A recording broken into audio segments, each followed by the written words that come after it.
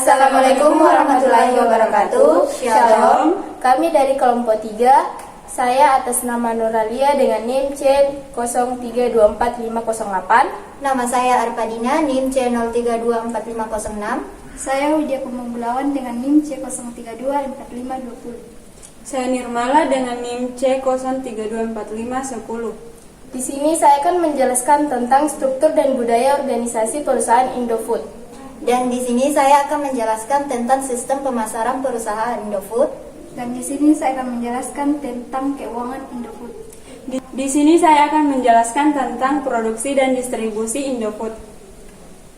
Dan yang terakhir, materi terakhir yang akan kita kaji bersama-sama yaitu sumber daya manusia perusahaan Indofood. Selamat menyaksikan.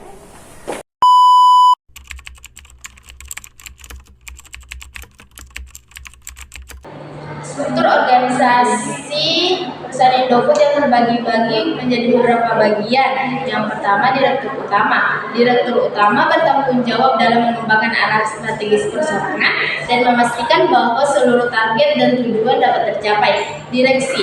Direksi bertujuan untuk membantu Direktur Utama dalam mengelola usaha perseorangan. Dewan Komisaris. Dewan Komisaris memiliki tugas utama untuk mengawasi direksi dalam menjalankan kegiatan dan mengelola perseorangan. Komite Audit. Komite Audit dibentuk dan disusun untuk memenuhi ketentuan dan peraturan Badan Pengawas Pasar dan lembaga keuangan. Yang kelima yaitu audit internal. Audit internal bertanggung jawab untuk mengevaluasi efektivitas sistem pengendalian internal Indofood, memastikan bahwa seluruh prosedur telah dilaksanakan sesuai dengan ketentuan dan tepat waktu, serta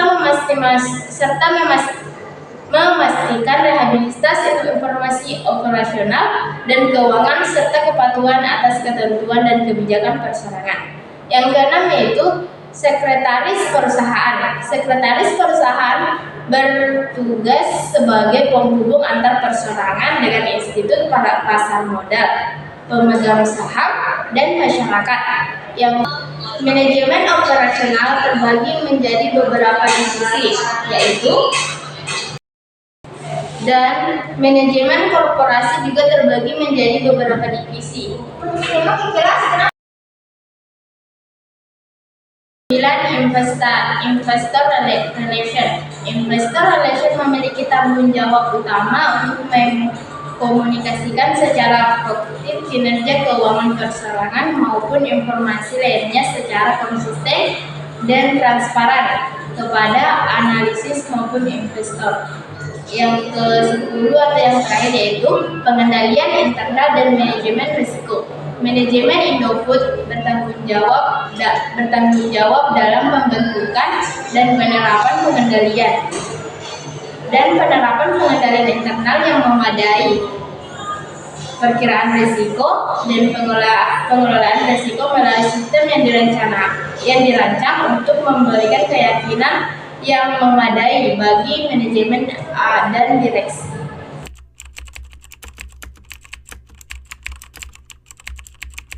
Produksi dan distribusi di perusahaan Indofood. Indofood punya sistem produksi yang sangat besar dan kompleks. Mereka memproduksi berbagai macam makanan dan minuman, mulai dari mie instan, saus, hingga pada susu. Secara garis besar, proses produksinya bisa dibagi menjadi beberapa tahap, yaitu adanya pengadaan bahan baku. Indofood mendapatkan bahan baku berkualitas tinggi dari berbagai pemasok, dan bahan baku ini kemudian diolah sesuai dengan standar yang telah ditetapkan. Dan adapun proses produksi, bahan baku diolah menjadi produk jadi melalui berbagai mesin dan peralatan canggih, dan proses ini melibatkan berbagai tahap seperti pencampuran, pengolahan, pengemasan, dan sterilisasi. Kemudian adanya pengendalian kualitas. Indofood memiliki sistem pengendalian kualitas yang ketat untuk memastikan produk yang dihasilkan aman dan berkualitas. Setiap tahap produksi diawasi dengan sangat cermat. Dan adapun distribusi ke gudang produk ini kemudian didistribusikan ke gudang-gudang Indofood yang tersebar di seluruh Indonesia.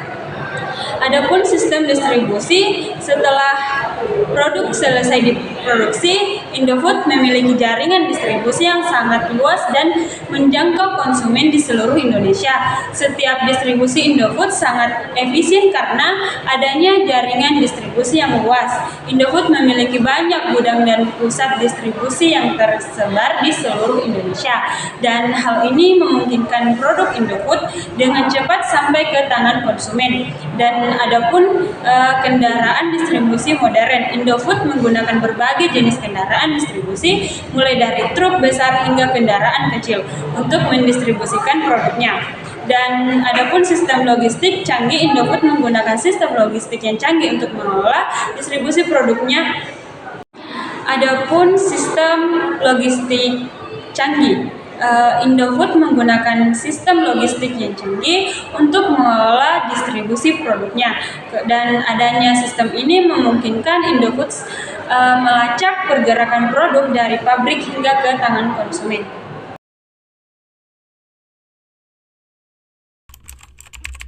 Pemasaran perusahaan Indofood. Sistem pemasaran perusahaan Indofood terbagi atas 5.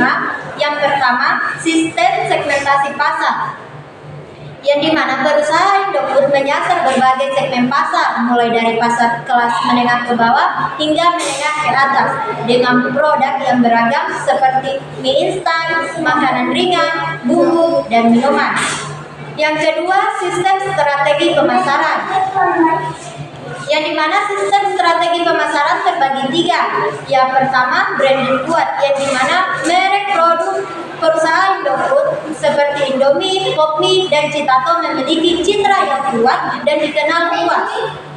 Yang kedua yaitu iklan dan promosi, yang dimana perusahaan Indofood aktif menggunakan televisi, media digital, dan promosi langsung untuk menjangkau para konsumen. Yang ketiga yaitu sponsor. Perusahaan Indofood mendukung acara olahraga, musik, dan kegiatan komunitas untuk meningkatkan kesadaran merek mereka. Yang ketiga yaitu sistem distribusi luas, yang dimana produk tersedia di berbagai saluran, mulai dari pasar tradisional, minimarket, supermarket, hingga e-commerce. Yang keempat adalah sistem inovasi produk, yang dimana perusahaan Indofood terus menciptakan varian produk baru yang sesuai selera konsumen lokal maupun internasional, seperti rasa unik pada Indomie. Yang kelima yaitu sistem pasar internasional, yang dimana perusahaan Indofood produk seperti Indomie berhasil dipasarkan ke lebih dari 100 negara dengan beberapa strategi adaptasi lokal, seperti menyediakan rasa yang sesuai dengan preferensi negara yang dituju.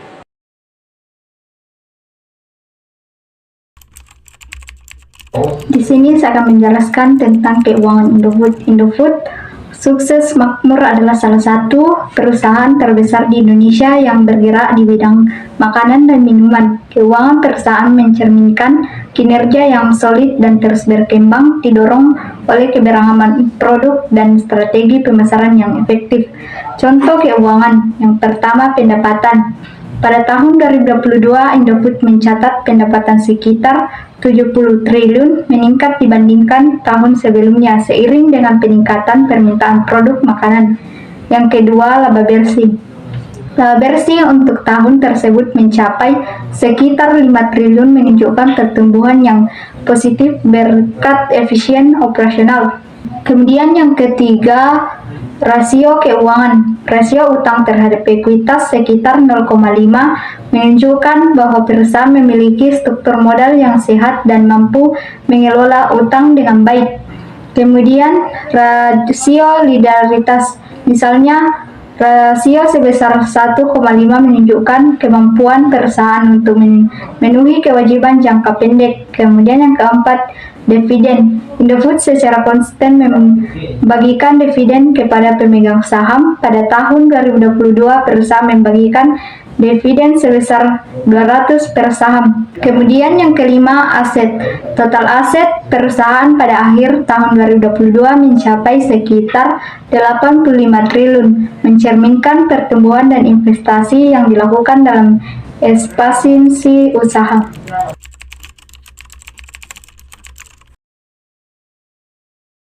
Manajemen sumber daya perusahaan Indofood berfokus pada pengembangan karyawan, keberagaman, dan keberlanjutan. Yang pertama, perekrutan dan pelatihan perekrutan. Indofood merekrut tenaga kerja dari berbagai latar belakang, termasuk karyawan lokal untuk cabang internasional. Manajemen sumber daya perusahaan Indofood berfokus pada pengembangan karyawan, keberagaman, dan keberlanjutan. Yang pertama, perekrutan dan pelatihan perekrutan.